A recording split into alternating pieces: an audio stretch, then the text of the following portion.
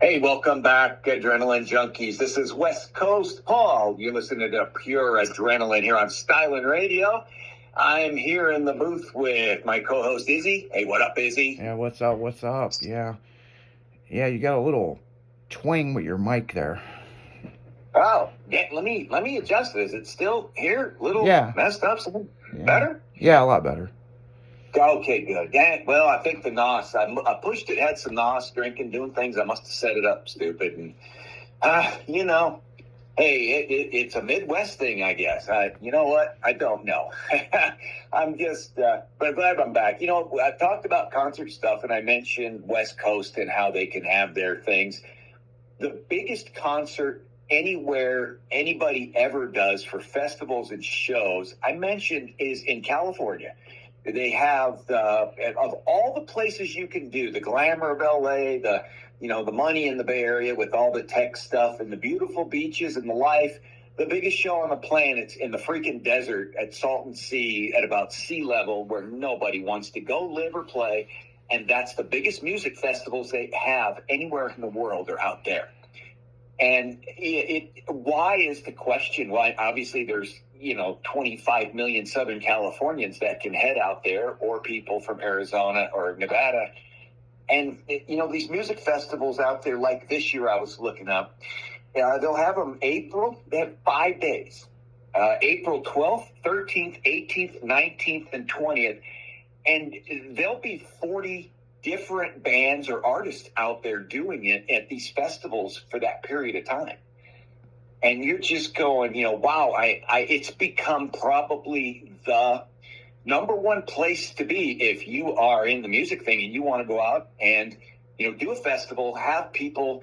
I think last year they had 700,000 people show up during this event. And that's a lot of people. A lot of people.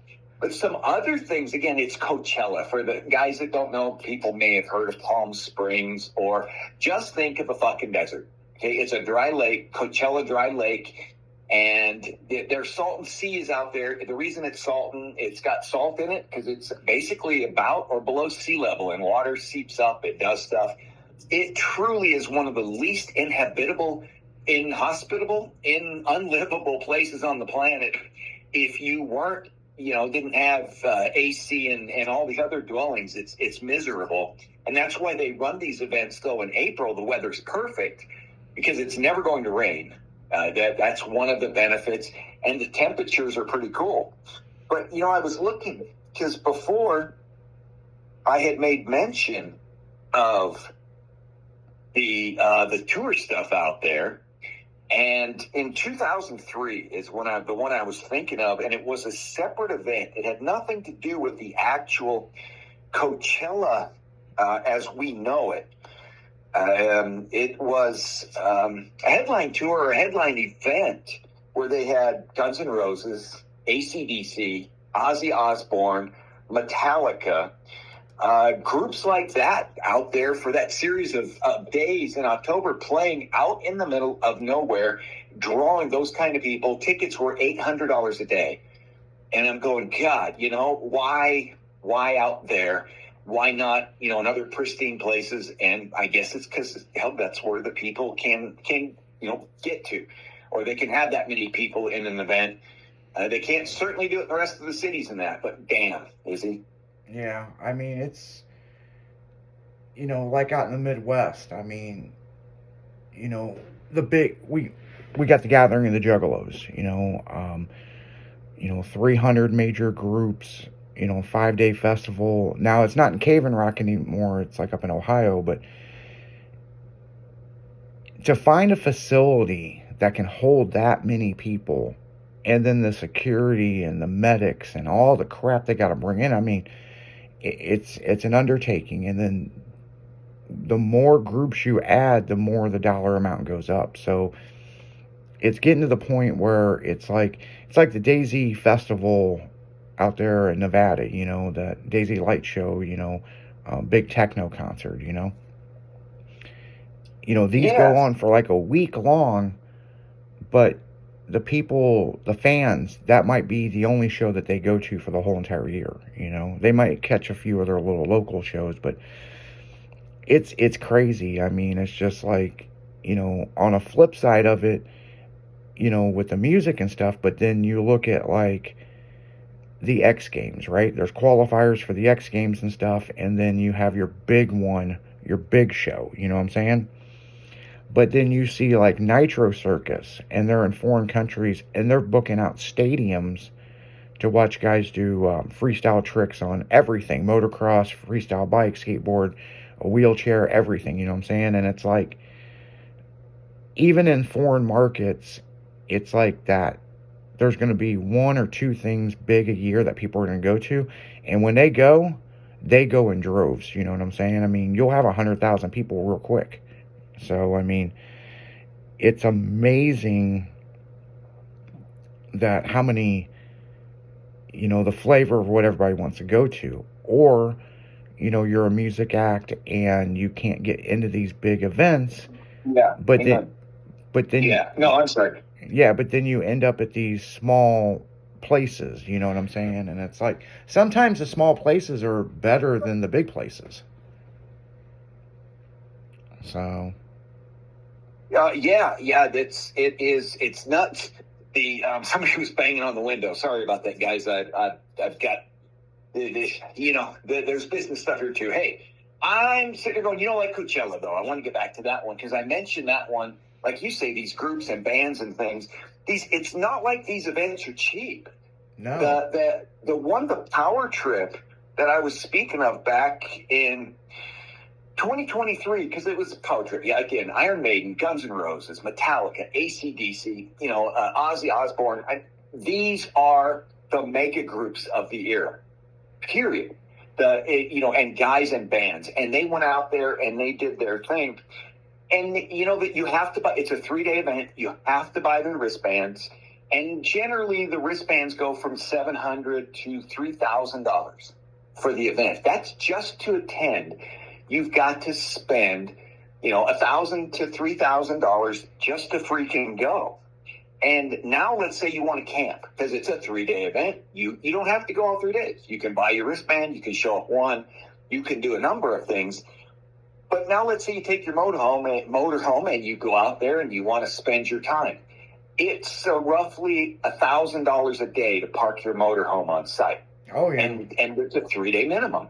So if you've got, let's say, a family or a group of 4 people, and you didn't get the full backstage VIP crap, you got a ticket that's $1,000. You've spent $7,000. And that doesn't cost getting there, food, this and that, to attend that event. And they had over 200,000 people. Now, not everybody stayed, in motorhomes. There was other camping places to go. 200,000 people spending that much money. Now, again, where else are you going to see those icons of an industry ever played together again? Probably not. Probably, and that's why so many people. But that's the only thing I say negative to these super events is that unless you rob a bank, own a bank, you can break the bank by going to them, and they're not family events. If you can afford mom, dad, and 2 juniors to go and spend $10,000 to see these guys for 3 days, hey, kudos to you. But I'm going. It's insane. As in, I appreciate that they put on these events, but, damn. I just say that, damn. Yeah, I mean, these mega events are fucking insane in the pricing, but memories last forever. It's like, you go back to Woodstock and, did you go to Woodstock, and it's a big deal. I went to this and this. I didn't go. I wasn't even born. But the point is, that's what kind of set off the trend of these mega shows, And, it's crazy. Yeah. I mean, but they say if you build it, people will come. If you book it, people will come. So, but the other thing is the advertisement is over a year in advance, But then once you get a good mega show going, then you got to follow it up. I'll give you an example. In the car and truck show industry, our buddy Craig, he moved Battle in Bama, which is a huge show, to Talladega. And it was a testing last year of how the show was going to go. But now, need to know it's a mega show and turned into a mega show. There was a fuck ton of advertisement last year, and then it was crazy because me and Jimmy was talking about it on the afternoon show, and hell, I had to go to his page just because I haven't seen much advertisement for it, but it's going on, and they've got rallycross and fucking monster trucks and this and this and this, and I'm just like, maybe the reason why I haven't seen so much advertisement for this is because maybe people are over it. Yeah, could be. There's a lot of fads, things that come and go. Yeah, it's like we're doing that big show slamming and jamming, and it's take it back to 80s and 90s and stuff, and that's something that we've talked about a lot in meetings about how that show is going to go, because one, it's a major car and truck show. Two, it's a big concert series. Is it going to be a mega show? To a certain extent, yeah, but we're going to keep it limited to a certain standard. So, and plus, even, we're limited to 2,500 vehicles at that show. So it's first come, first serve. So, we're going to see what that show brings. And yeah, I hope one last thing I said, Catella, there's 52 artists showing up this year for that show. 52, including the Go-Go's way back when, and just a bunch of other, a ton of current bands and or artists, but 52 over that weekend, or 2 weekends. So it's almost like Farm Aid back in the day.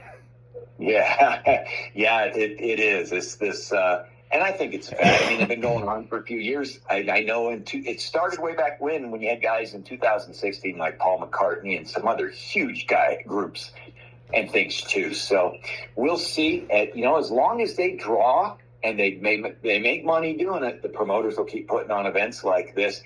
And they're not introduced, but play a lot of current artists. And they're not on that long because they don't, but they out there, they do their thing. People appreciate it and have a good time. Oh, yeah. Yep, and on that note, guys, we're going to go right back into music. This is Pure Adrenaline on Stylin' Radio. West Coast, Paul, out.